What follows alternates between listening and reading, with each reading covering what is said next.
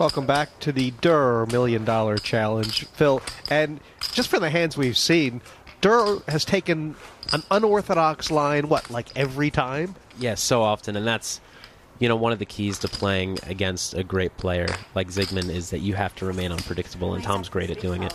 But yet, isn't there this fine line between unpredictable and, I don't want to say bad, but something that's going to lose you money at some point? Yeah, at some point there is, and that's a common term in the poker world is FPS for fancy play syndrome.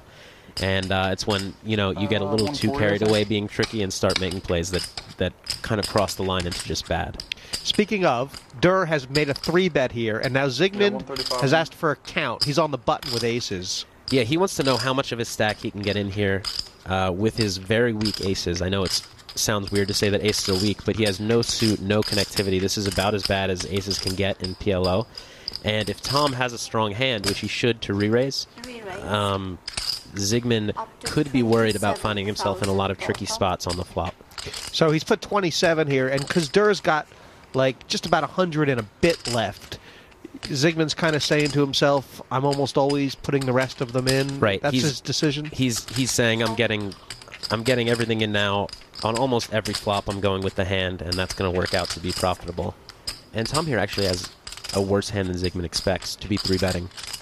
So Ziigmund showing up with his, you know, decent equity edge pre-flop. He's even going to be closer to 50-50 pre-flop more often than not. Well, it went bang, bang, bang. Ziigmund obviously always expecting to get these chips in, I guess. And yeah, wow, Tom's a favorite here. Yeah, you know, he just has one pair, but he has the flush draw, all of his 2-pair outs, and then he has some, you know, backdoor straight potential. That's if the turn is a jack and the river's a king, something like that. So there are a lot of ways that this hand can play out in Tom's favor. And this is the spot you find yourself in when you get all the 3-betting and 4-betting that we haven't seen earlier in the match. 25. Yeah, there you go. That's a good 5. Very good card for Durrrr. Yeah, Ziigmund's drawn to 2 aces now. And this is the classic spot with aces in Omaha, right? Aces and hating them. Yeah, you get as much as you can in pre-flop and kind of hope for the best on the flop.